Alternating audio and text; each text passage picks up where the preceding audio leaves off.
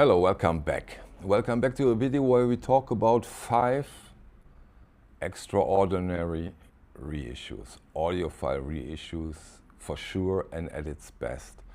At its best because we also talk about classical living stereo releases on 45 RPM. I can imagine that most of you do remember a couple of weeks ago, it feels like 3 days ago, we got the first 2 reissues of the Living Stereo series. First were Also sprach Zarathustra, Fritz Reiner with the Chicago Symphonic Orchestra.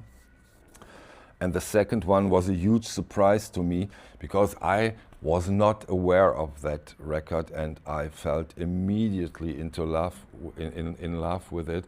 We're talking here about the Boston Symphonic Orchestra conducted by Charles Munch, and we have Ravel, Daphnis and Chloe. Those were the first 2 brilliant titles in this release, and now we have 2 more. Let's start with a very special, very special classical release because it contains Tchaikovsky's 1812 Overture. Here you can see it. Of course, the canon. Although I have to say that you don't have those real canons on this release, but you have a brass section that does over many hours. It gives you such a strong and amazing bass, especially at the end of this overture. Brilliant. The dynamic of this recording is nothing but breathtaking. What a piece of classical music. But we do not have only Tchaikovsky's 1812 Overture on this record, also conducted by Fritz Reiner and the Chicago Symphonic Orchestra. We have Mendelssohn, Fingal's Cave Overture, we have Liszt, Mephisto's Waltz, and we have Brahms' Tragic Overture. All 4 of them lived at the same time, if my information is correct, but they are totally different. And so we have a very beautiful potpourri of classical music here, and we get it as good as it's possible when it comes to classical music. The mastering has been done by Bernie Grundman. We have a 45 RPM edition, and as I said, we have an audiophile pearl. Amazing. You know, a lot of us do agree when I say that the Living Stereo releases are top-notch classical standard. They are the gold standard in the classical music realm. I'd say. Maybe you see that. I hope you see that the same. But I heard a lot of people saying that Living Stereo is top-notch, and this wonderful gatefold cover contains 2 top-notch titles in the classical series. Second one is also a 45 RPM, comes also in this beautiful matte finished gatefold, is also mastered by Bernie Grundman, and we have here Beethoven's Violin Concerto, and we have Munch, the French conductor, and we have Heifetz, both on the height of their possibilities, of their abilities.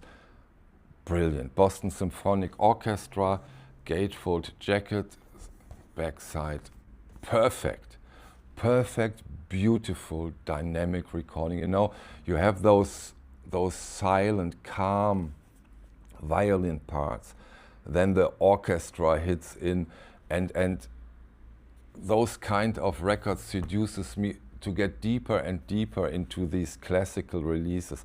By now I enjoy them so much, and I'm so happy that the Living Stereo gets a series from Analog Productions, that we see the Deutsche Grammophon, we see the Decca. And yeah, classical at its best, and also in that time where we got those classical recordings from Living Stereo, I think it's they are on that top.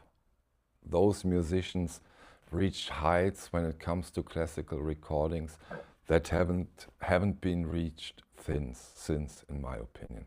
Very, very, very special records. Yeah, let's stay in the decade, but let's change the genre. Jazz. Pablo series. Believe it or not, after this batch I show now with 3 releases, there's only one batch left, and then the Pablo series is completed.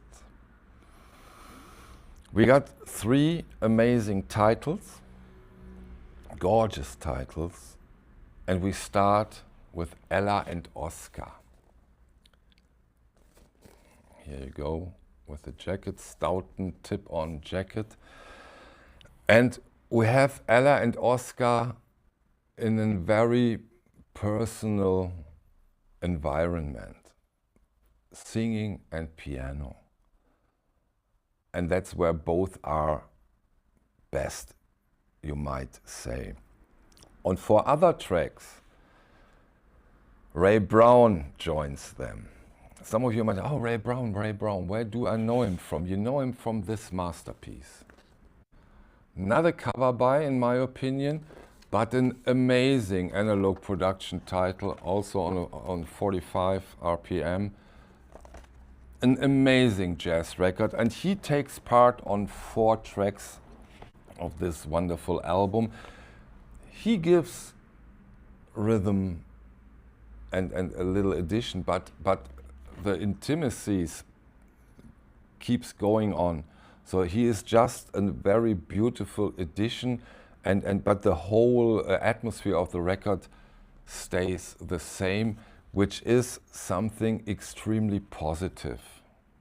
Wonderful, wonderful release in the Pablo series. You know, the whole Pablo series is astonishing. Most of the recordings or the records, the reissues has been mastered by Matthew Luthens, and he did an amazing job. Of course, it probably was a huge help that he has Doug Sachs, all analog, all tube-driven console at hand. And that might be also a reason why this outcome of those Pablos are spectacular, really spectacular. You know, at the beginning of the series, I compared the releases with originals, but they were so superior to the originals that I just stopped it, and it's an amazing job analog production did here. A friend of mine who I do videos on my German channel with and streams, he says the same. He says, from every release, he said, I have also the original, and I'm so surprised how much better the Pablo series releases are. And yes, indeed they are, but this is of course a wonderful, wonderful thing for us collectors, right? Second record I want to talk to you about in this Pablo batch is Count Basie and his Orchestra, Me and You. 2 facts about the record. One fact, he did it a little bit more than a year before he died. And he did a big band thing on that record and a smaller group thing. So we have both the big band and the small band, or smaller group. The big band is an octet. And what's so striking with this release is the dynamics. You have very, very calm parts, very smooth part, and then the drum hits or another instrument hits, and that's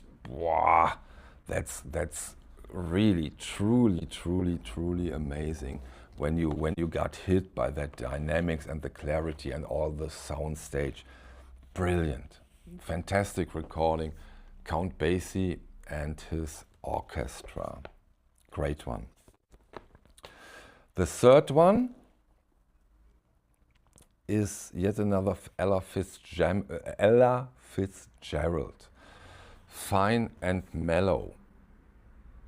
And what she does here, she jams. And she jams with Clark Terry, Harry Edison, Sue Sims, Locklar Davis, Joe Pass, Tommy Flanagan, Ray Brown again, and Louis Bellson. Here you see the other musicians that are involved in that recording.